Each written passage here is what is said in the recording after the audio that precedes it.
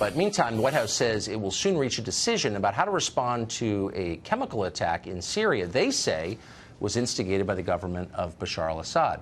It will apparently reach that decision, even though so far we do not have proof that Assad was behind it. Of course, we'll keep you posted. If the U.S. does intervene in Syria, however, it could rapidly put this country in direct conflict with Russia, which for many years has backed the Assad regime. And unlike Assad, Russia has a vast arsenal of nuclear weapons. So what is likely to happen? What should we be worried about? Stephen Cohen is an editor at The Nation, a professor emeritus of Russian studies at NYU and Princeton, one of the most famous professors of Russian studies there is, and he joins us tonight. Professor, thanks for coming on. How worrisome, you've followed the relationship between the U.S. and Russia for decades, how worrisome is this moment? More worried than I've ever been for nearly 50 years of studying and participating in U.S.-Russian relations. I think the situation, your generation was born after the Cuban Missile Crisis, but you were taught in school, as were my children, that the Cuban Missile Crisis of 1962 was the moment when we came closest ever to nuclear war with Russia. And the learned lesson was supposed to be we should never get there again, and we are very close, and here's why.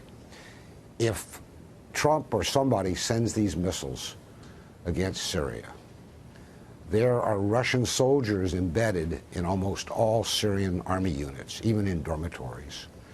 If, and this I know because Moscow has said so, if Russians die, if Damascus is attacked, the capital of Syria, Russia will retaliate with its excellent weapons, every bit as good as ours. Some people say in some regards, in missile technology, better.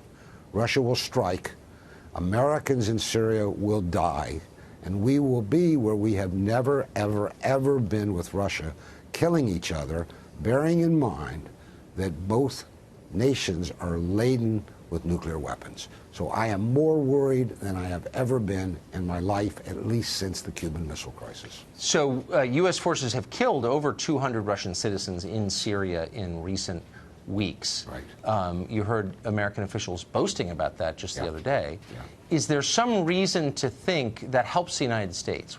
Do we benefit in some way by killing Russians in Syria? Not that I can think of, any more than Russians would benefit from killing Americans anywhere. That's always been a no-no, Tucker. I mean, that's been a no-no throughout the first 40-year Cold War. Why would anybody even think of it? But you've asked a really good question.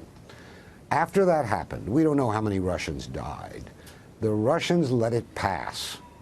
But they said, if it ever happens again, we will retaliate, because those Russians were killed with American-operated missiles. And they have said, and by they I mean all the way up to the Kremlin, we will retaliate. And since Americans are still there manning those Syrian units, that is why what happened the first time when the Russians let it pass, the killing of Russians, won't happen again. Let me add something that may not be known to you or your viewers. It is a deeply held belief, whether they're right or wrong, it's a belief, in the Kremlin, in the Russian political class, that the United States, our country, has waged political, diplomatic, economic war against Russia for at least 10 years. And the attitude in Moscow, expressed daily, is we've had enough. You could interpret that for what you want. Yeah, I still am totally confused as to how this helps us in any way at all, but I appreciate the warning, and I think warnings from you should be taken seriously. Professor, thank you for this.